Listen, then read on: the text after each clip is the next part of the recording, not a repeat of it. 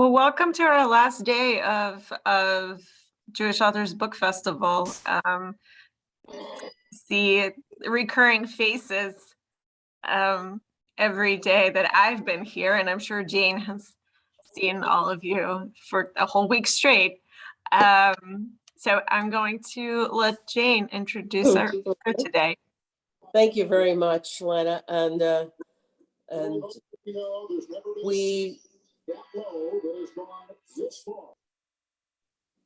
if you're not on mute, you should be, but we'll open it up a little bit later, but we want to make sure that there aren't any extraneous noises when Marc speaks. Shortly, we're going to turn this over to Marc Straus.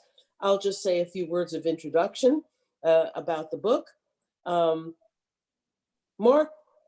Dr. Marc Straus is the modern Renaissance man. He's done everything. He collects art. He's a major collector. He has published 4 books of poetry. He's just written another novel. He was he had a Yaddo residency, which is one of the premier residencies for poets. He was a medalist in judo. So he's an athlete as well. He spent 35 years as an oncologist at the New York Medical College and Westchester Medical Center. And the One-Legged Mongoose, is a memoir of growing up on Long Island in a Jewish community, the son of an immigrant. And we're going to turn it over to him to enthrall us about his latest work. Thank you. Well, thank you. I wish we could all be together. A lot of circumstances have changed, but I'm an optimist. The book is called One-Legged Mongoose, and it's a memoir of the years I was just 10 to 12 years old. And it's unusual because it's narrated by the kid. And I was able to do that because as I was writing it back in that space, I could remember it. And my dad was an impoverished immigrant. He came from what's now the Ukraine again, not far from Lviv, and remarkably was able to get out at that time. And in his 20s, opened a textile store on the Lower East Side. And I grew up working there from the age of 5 till I finished medical school. But as soon as he had a little money, and we were kind of typically middle class, he bought a little house out in Long Island, and then he went to work. So he didn't know anything that was happening in this town. And at that time, it was rabidly anti-Semitic, almost no Jews. Ironically, there are 4 synagogues in that town today. I don't know what the heck happened, but the book opens up with my dad kind of announcing to me that in September, I'm 10 years old, I'm going to be going to a new school in Queens, taking my little brother a 4-hour-a-day commute. And it was an ultra-religious school, and we weren't religious at all. So this was a total mystery to me why we were doing this. And I really expected horrible things. And partly because where we were in West Hempstead, Long Island, my brother was the kind of kid who was mercilessly bullied. He was a very slight, frightened kid. And I was out there on the streets beating up everybody who bothered him. So I just became this veteran street fighter. And I thought when I got to Queens, New York, my God, it's going to be much worse. And the book opens up I have to go to a Hebrew lesson to get ready for school I don't want to go to. And so I wouldn't be writing the book if I didn't wind up going there. And it was a school that was half a day Talmud in original Aramaic. I should tell you, I don't think I'm giving anything away. I kind of mostly loved it, the Talmud study after a while. But I'm going to read just a really small chapter, if that's okay. And this is early in the book. And my class is not at the main place. I had to go to real crappy annex 2.5 miles away. So I drop them off in Jamaica, Queens, which is right near under the L. And then I could either take the subway a couple stops or I'd walk 2.5 miles. So one day I had an idea. I'm kind of bored. I'm going to walk a different way. And I wound up not on Jamaica Avenue, but on this parallel street of Atlantic Avenue. So this is called Sugar Ray. And if you can't hear me, let me know. You can hear okay? All right. The trees in early November seem to accept their fate. Leaves fall down even before all yellow. I've just finished Hebrew with the 4th graders.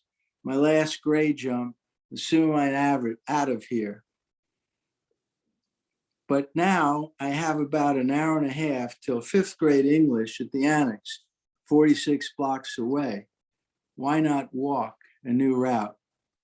Atlantic Avenue is so much quieter than Jamaica Avenue, which rumbles and screeches with the overhead subway. A couple of older men in shirtless sleeves sit in front of a bar smoking Camels. Many of the storefronts are boarded up. In front of a 2-story building, a young Negro man passed out in a doorway, coughs like a chainsaw. Near Lefferts Boulevard, 4 Negro boys are standing by the light pole, laughing heartily. As I come near, they stop their banter and turn to me as one. The shortest one, about my height with the longest hair, has a deep frown. I've seen that look too many times. But I'm not going to change my path. That never does any good.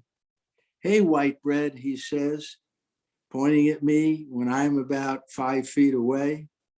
What are you thinking you'd be doing here? He says, laughing. I stop. No use running. Negro boys run much faster, like Jesse Owens in the 1936 Olympics. I say nothing and look at him more closely. At the same time, taking in all 4, who are likely about 2 years older than me. This kid has on worn black chinos and a very soiled red polo shirt, much too large. His hair is knotted in several places. White bread, he says, ever more slowly, getting a good laugh from his pals. I don't think you've been here before. I extend my hand. I'm Mark. He almost reaches out and pulls back quickly. Shit, what you think you're doing? Shaking your hand. Shit, he repeats, guffawing. And the one to his immediate left mumbles, I ain't seen nothing. Shut the fuck up. The largest boy pushes out in front. He's the leader, more than a head taller than me, with skin so black it looks tinged with purple, acne on his cheeks, and long fingers, and his oversized pants held up with a wide black leather belt.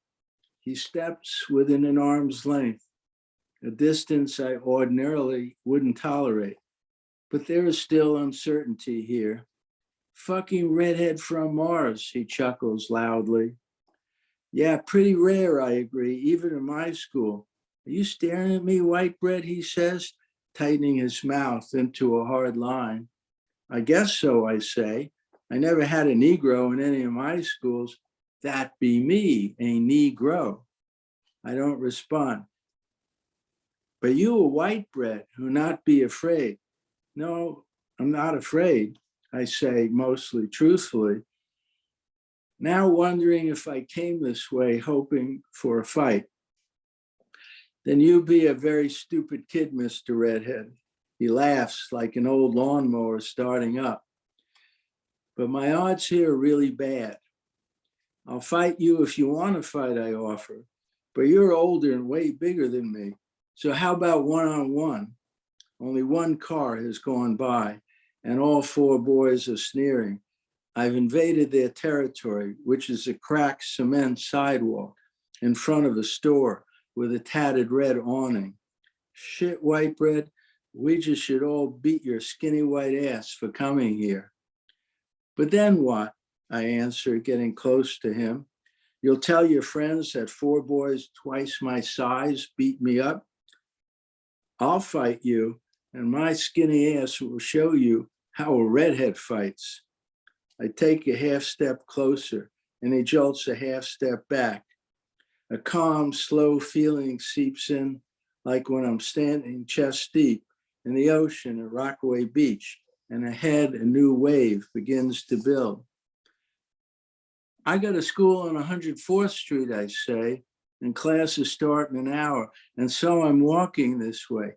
Anyway, I hate going there. It's a religious school, and I have to travel 4 hours a day. Oh shit, another one chimes in. A boy with a shaved head glistening in the sun. Shit, 4 fucking hours? Insane, my man. 2 trains, and I have to take my younger brother, and the classroom stinks. The gym has only one broken hoop. Oh man, I wouldn't go there, he says. And I don't, he says proudly. Yeah, well, some days I don't either. I hang out and play handball. White bread plays handball, the tallest one says, hiking up both shoulders. Good left and right, I brag. Whitey, you want to play for some bread? I look at him. Money, boy, $2. Then if I win, I don't beat you up. I don't have any money with me, I say. It's in my locker at school. But I'll play you. Do you have a ball? You shitting me, he asks. A hard Negro ball. Everyone laughs. I'm going to win, I say, and I don't like sore losers. You don't have to worry about that, says the fourth boy. He's got khaki pants and a thin black bandana knotted around his neck. I'm Mark, I say to the tall one, the leader. He extends his hand, large, with small calluses from lots of handball. This won't be easy. Skull, he says, grinning ear to ear. And you, I ask the shortest. Sugar Ray, he says, raising his chin 2 notches. Sugar Ray, I repeat, the finest boxer in history. Still champion of the world.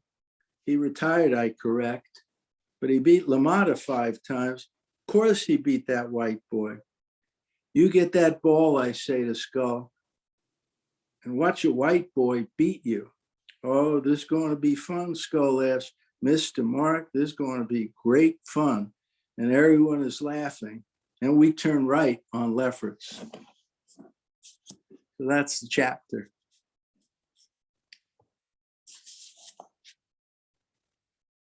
You can still hear me, I think. Yes? What happened?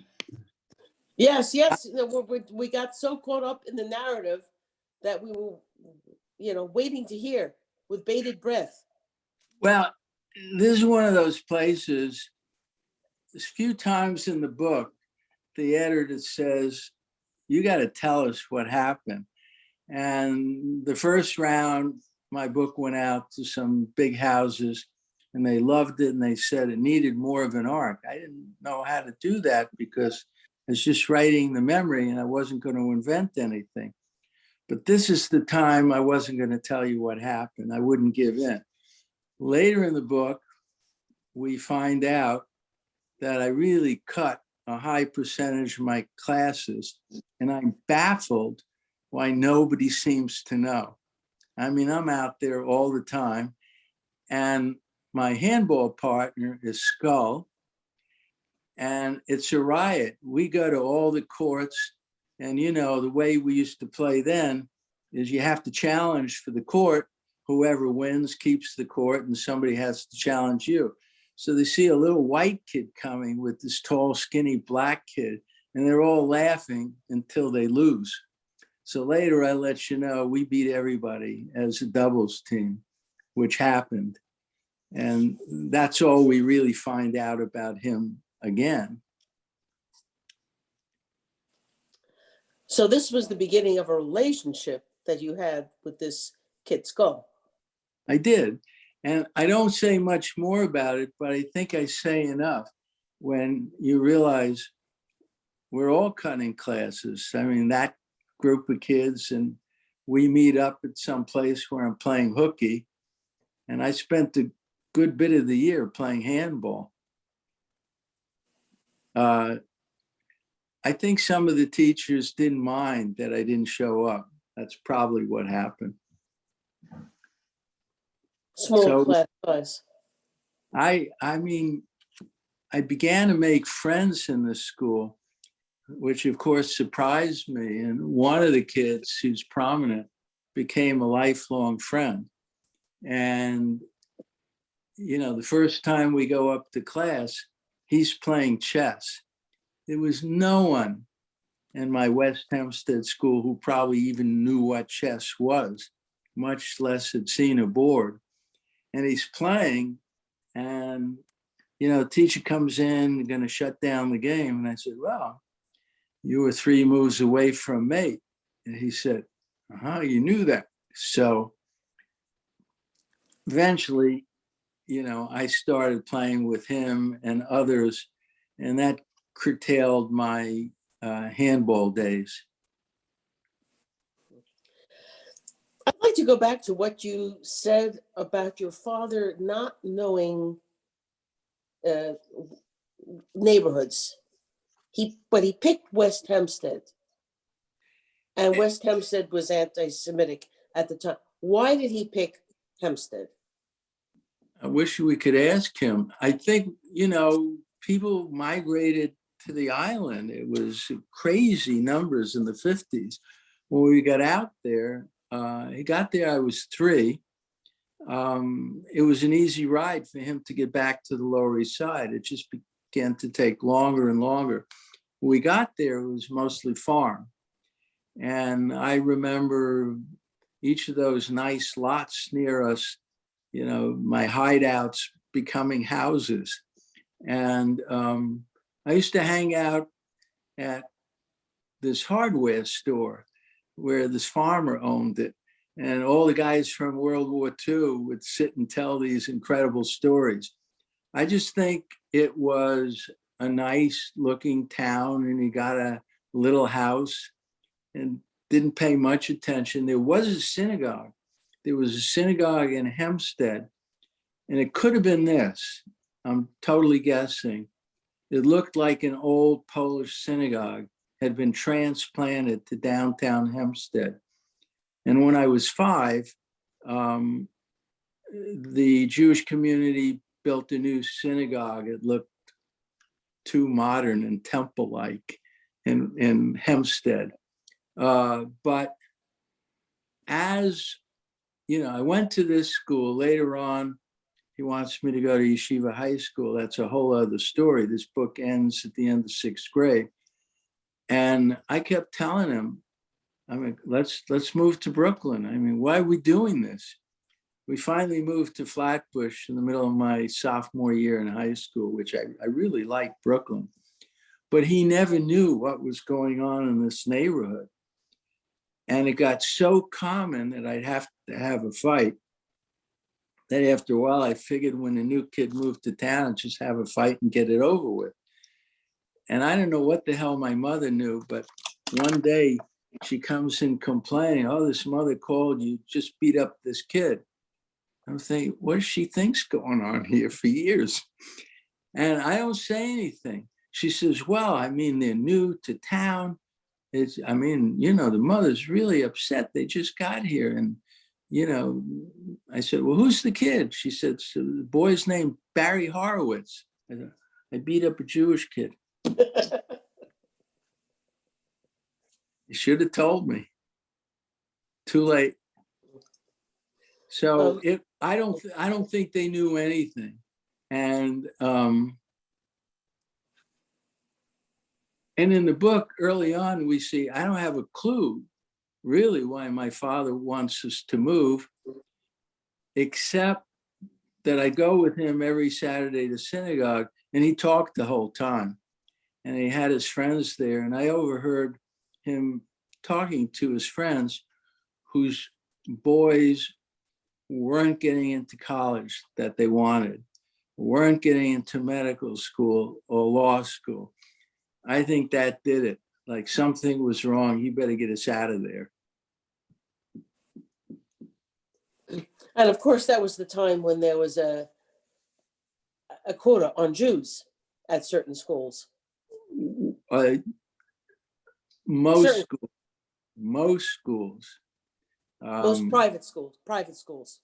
Oh, well, that's not just private schools, but I mean, some of the worst were Princeton and Columbia and Harvard and Yale and Hopkins.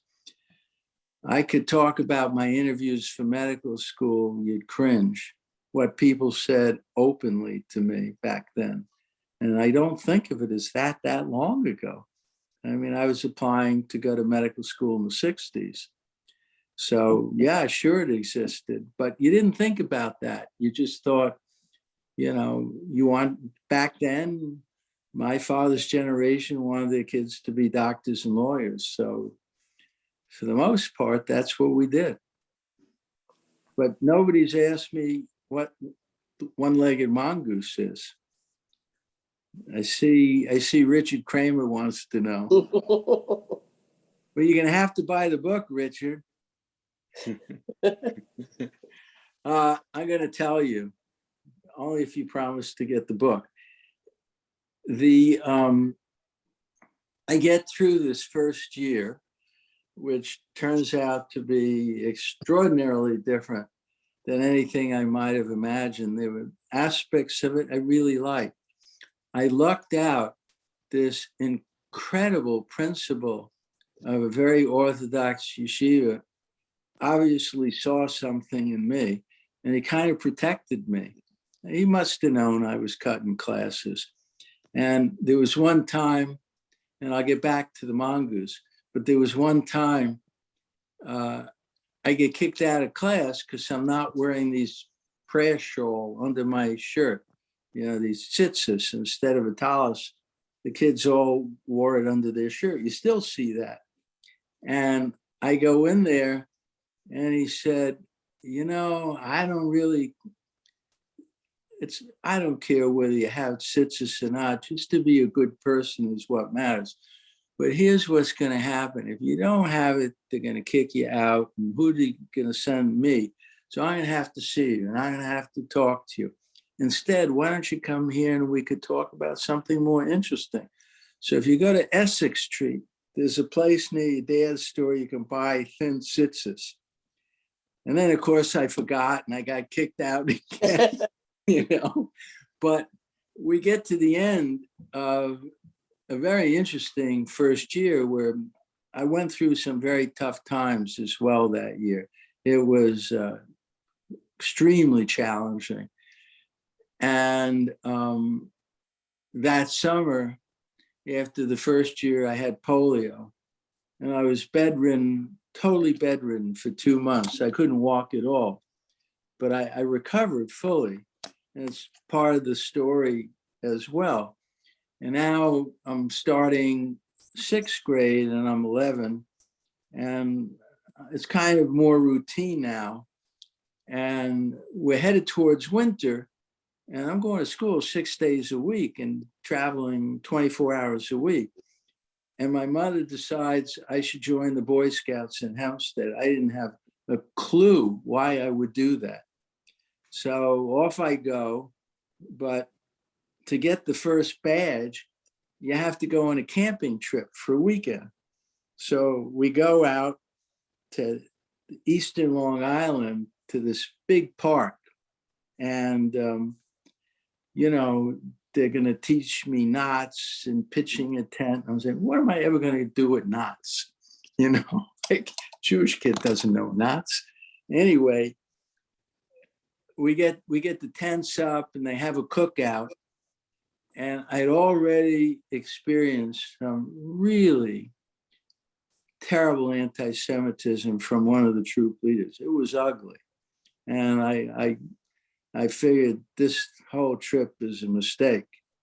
And we're there, and the three troop leaders, and one of them says, well, boys, you know, we're so lucky we got to come to this park because it's been closed for 6 years.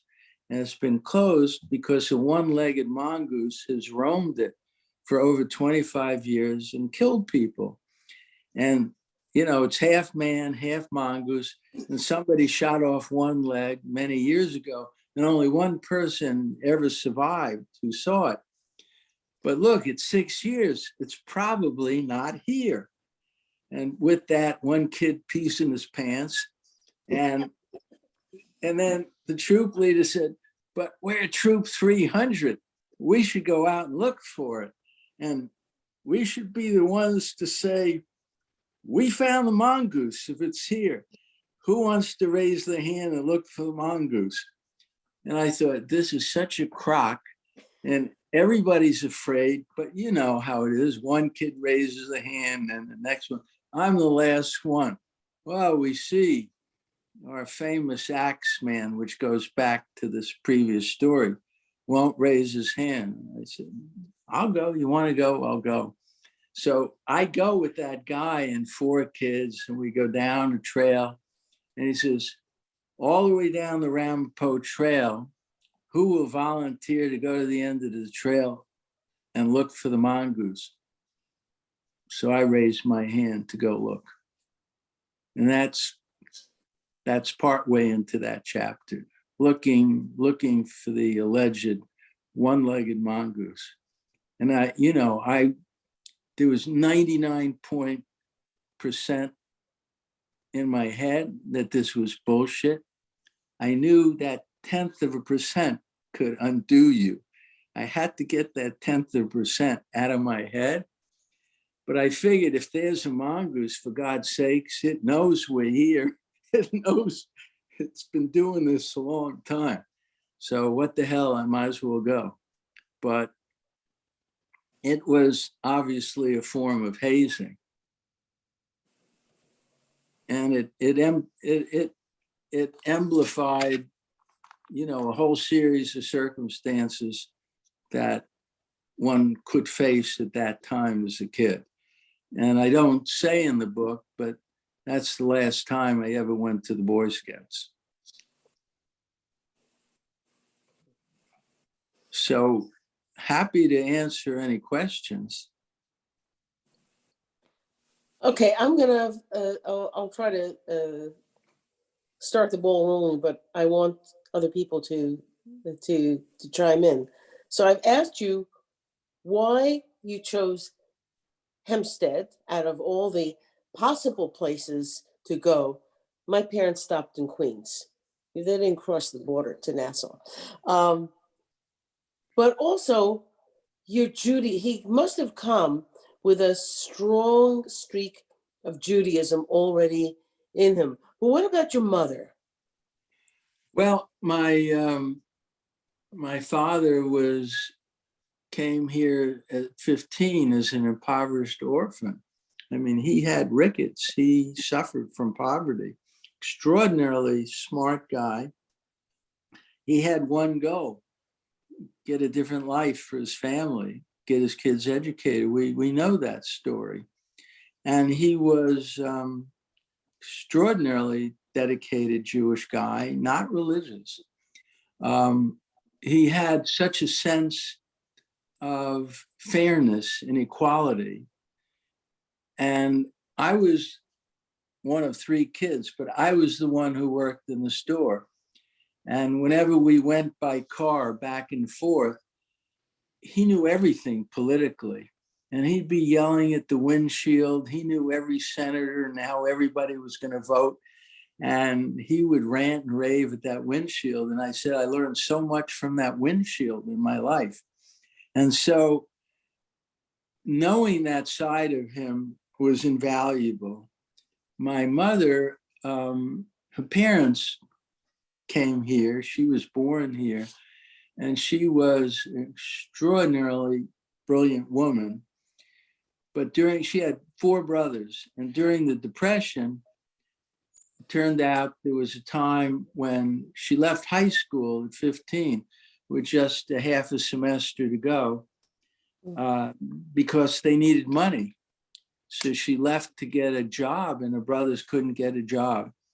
And she truly might have become one of the world's great pianists. And she stopped. And there's a lot in the book about my watching her play from the time I was very little and not understanding why she quit, not understanding why she couldn't keep doing it. She was very unfulfilled.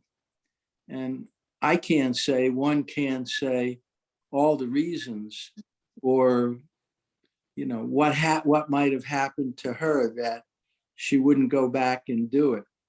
And, she was somebody at a different time, at least, she would have done anything a woman could do today.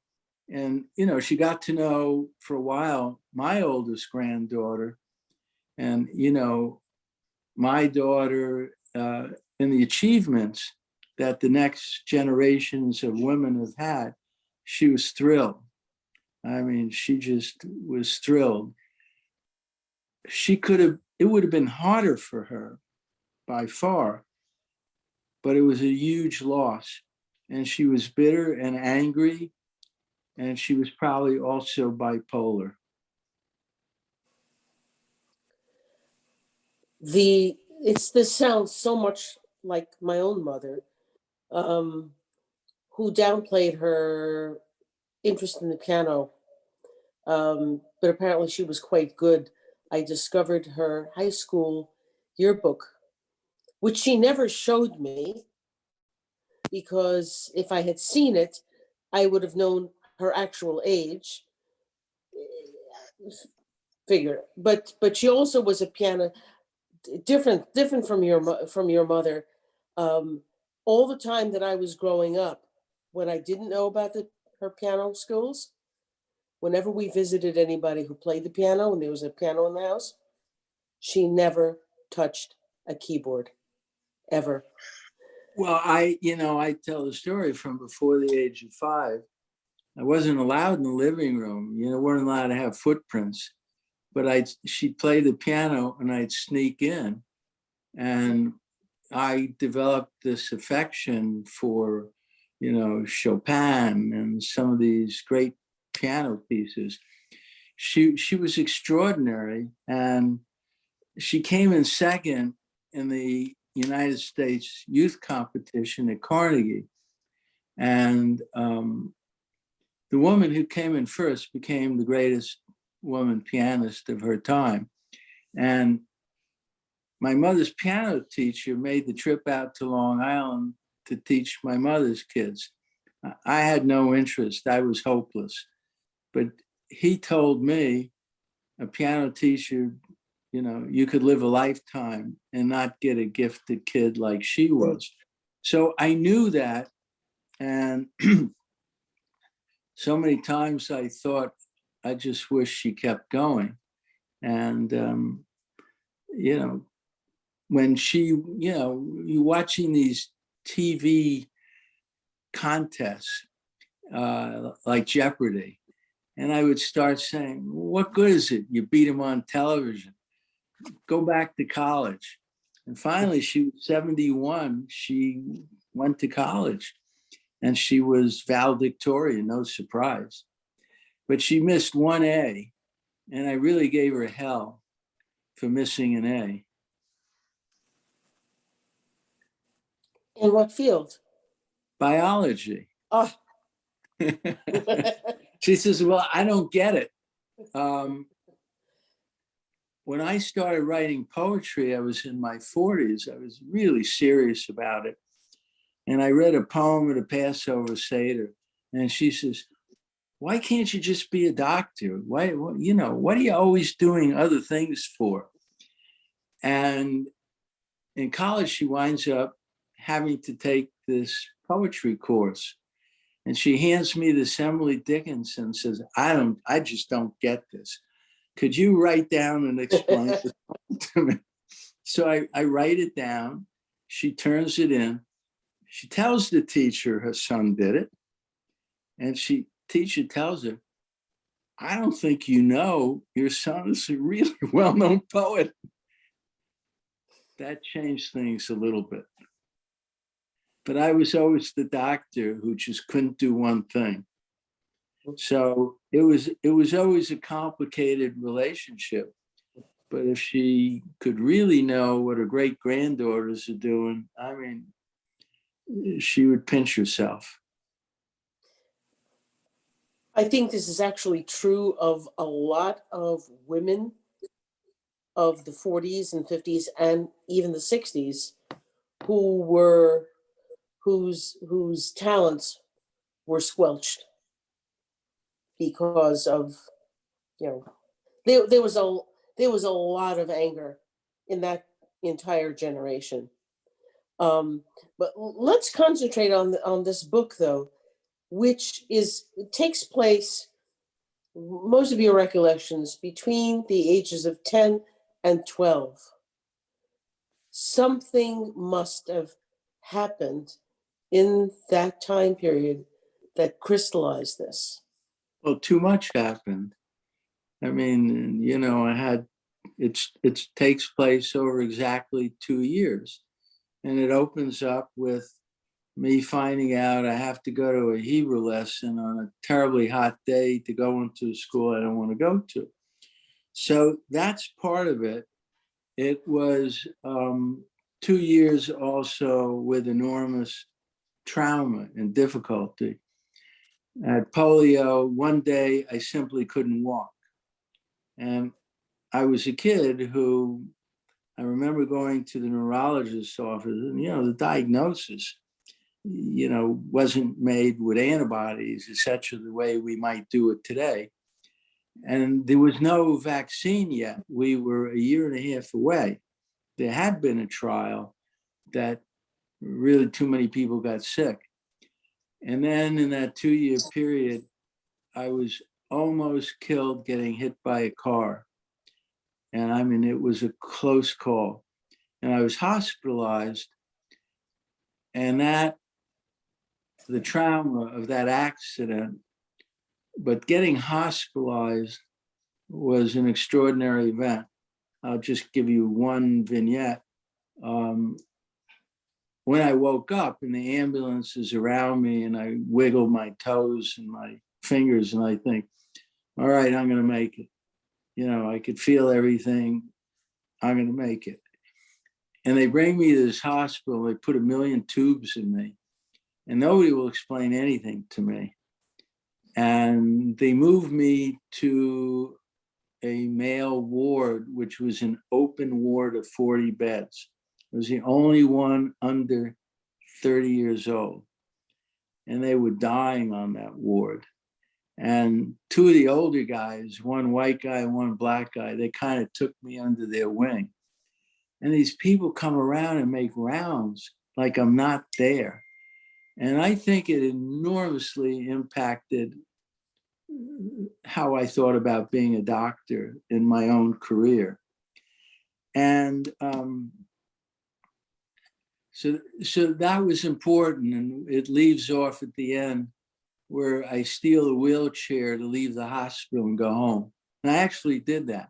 They caught me a couple of blocks away. Mm-hmm. I decided I'm getting out of here.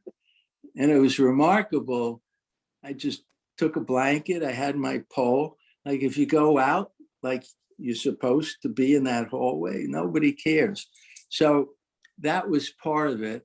And I had a horrendous eye accident. What a 2 years. But also I lived in a household where my mother beat the hell out of me repeatedly. And this started before the age of 2.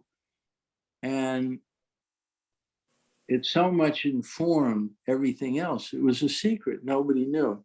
Not my kid brother, because I wouldn't let her. Not my older sister. But they were there. they saw it.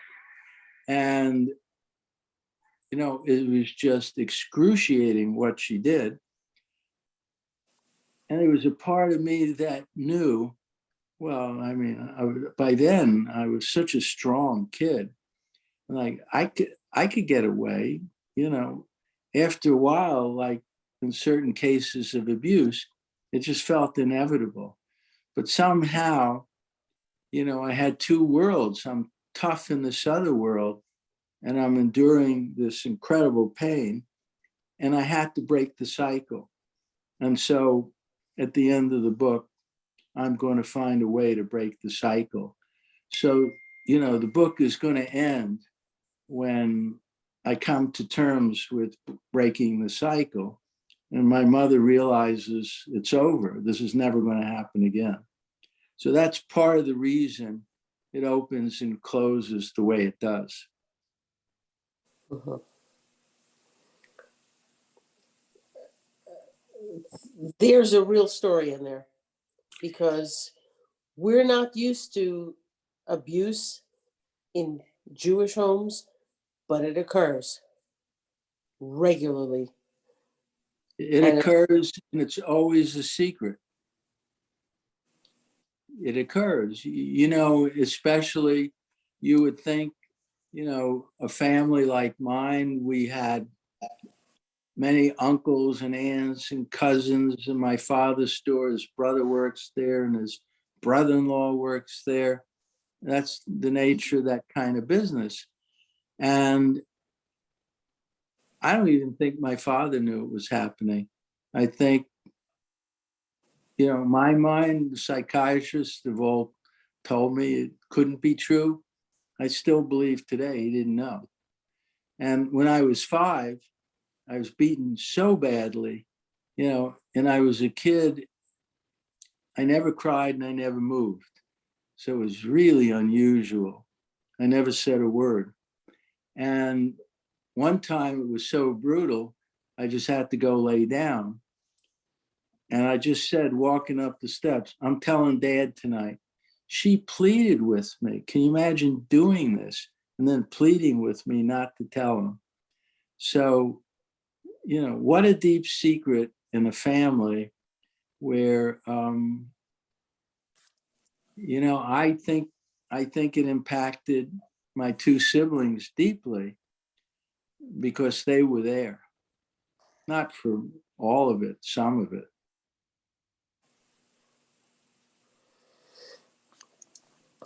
we're assuming that your brother and your sister did not do the same thing when they became parents, if they became parents. I wouldn't assume that totally. My older sister, when these things happen, she just covered her eyes. That's how you make the world go away. You just totally cover your eyes and your ears. My younger brother would get on the floor and scream. He's a really important character in the book. And I started watching out for him when he was born. And I think the reader understands that not protecting him in the street was part of an outcome of not letting him get hit in the house. I just wouldn't let it happen. But it affected him deeply. And I knew that he was a kid who wouldn't have survived it. And later he became one of our great scientists in the country. But he was extraordinarily sweet, nice man. And his son, he died young, unfortunately. He was head of virology, the National Institutes of Health, and more. And his son recently told me his father hit him once and not badly, and then couldn't stop apologizing for the rest of the day. I'm afraid to say, I think my sister married a brute. Mm. She repeated history a little bit. Your mother was very angry. You know, There's uh, there's a pathology there that was. Well, again, you know, I didn't know. I later came to think she really was bipolar. And I still think that today. She refused to ever see anybody, and she refused to ever be medicated. And to me, it was a little bit like giving up the piano. Like, you know, you pick yourself up, and are you going to take care of what you have to do? She never did. Before the hour ends, are there any questions? I have one, but does anybody have any questions for Marc about the book or about his background? Ask. Please. I do. I have a Yeah. question. So I'm a psychologist, and I was curious about when you learned about or thought that she might have bipolar, and how that helped you think differently or not about the events that happened, and how you then, you know, did you deal with them in a different way as a result of understanding that? Oh, I wish I could answer accurately, but it's a great question. I had a sense by the time I was a teen and this was over that she needed help, but I also firmly believed I needed help. And I tried to get help when I was in college. And, you know, I was a kid with great grades and all this. And you know, the counselor was saying, "Are you kidding me? We got kids here who are troubled. You don't need help." And I thought, "Oh, she's got it wrong." You know, I tried, and unfortunately for me, I had a couple of bad turns getting help for a while. But I always thought that I couldn't do what she did and ignore it. And as far as I'm concerned, she ignored it her entire life. She never spoke about it. Mhm. And I'm not so sure. I never talked to my kids about it. My wife, I met in first day of Yeshiva Flatbush in 9th grade. So my God, she knew me, and, you know, she knew some of this, but not the detail. But I always thought my brother and sister and I all came out of this scar different ways.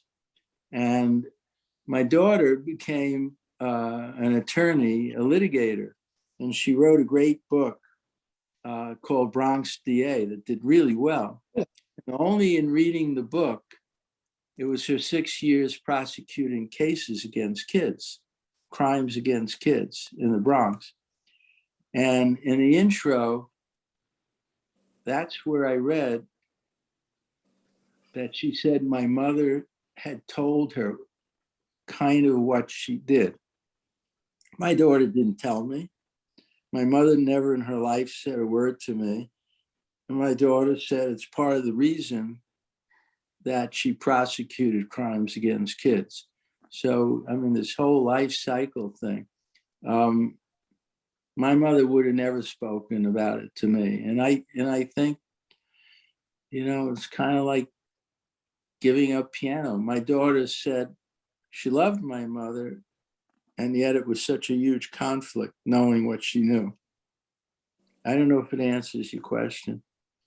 Well, it did, but I also think that you know, now there's a lot of talk about trauma and working with clients with trauma. And one way of working with them is through narrative, is through their telling their story.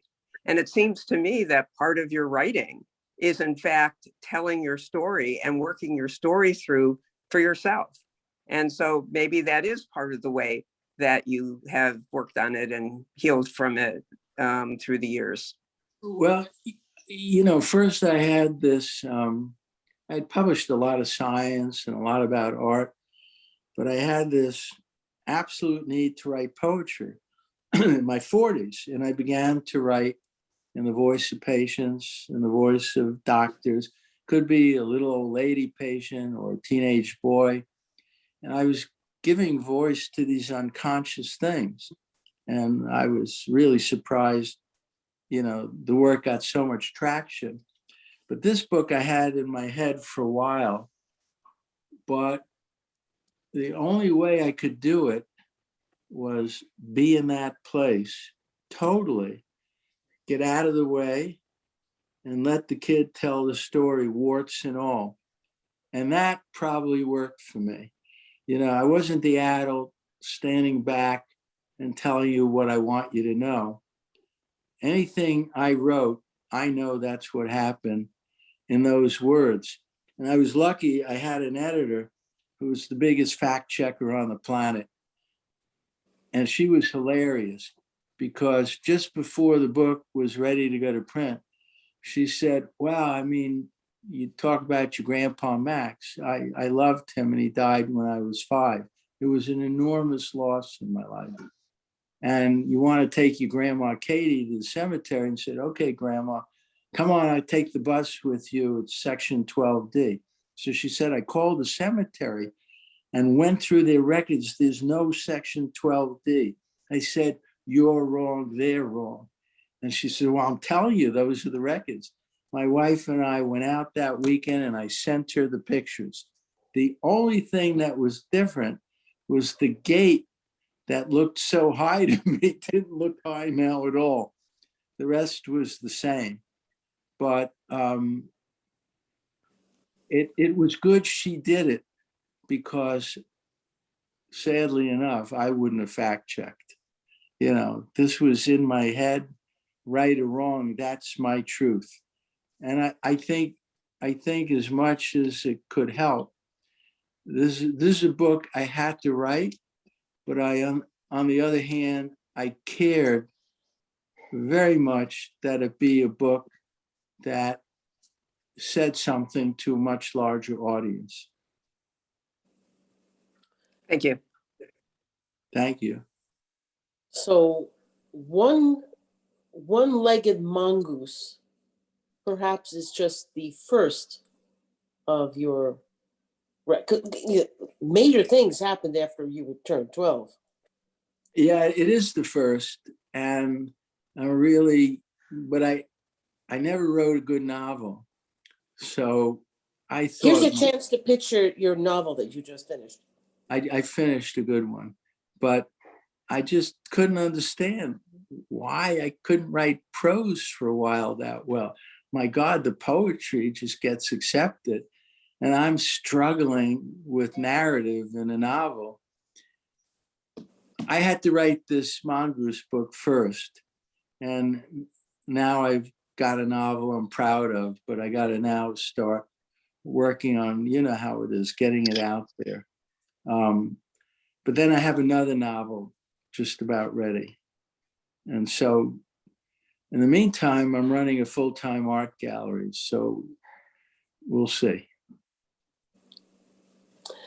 We encourage everybody to, if you haven't already gotten it, buy a copy of Marc Straus's One-Legged Mongoose. You can get it in Durham or you can order it at the Regulator Bookshop, and in Chapel Hill at Flyleaf Books. We want to stress, go to independent bookstores because they are the leaders in getting known, but also less well-known authors out there. So One-Legged Mongoose. If you don't get the book, I'm never going to be not less well-known. Yeah, but that's true. And you can also go to his website, marcjstraus.com, and look at the art, the avant-garde art that he collects and represents. So thank you very much for speaking with us today. We have one more book tonight at 7:00, and we're going to be discussing Unstoppable by Joshua Green, the story of Siggy Willans. And we look forward to seeing you all then. thank you so much for your attention to Dr. Straus. Thank you. Thank you. Thank you. Bye-bye. Bye-bye.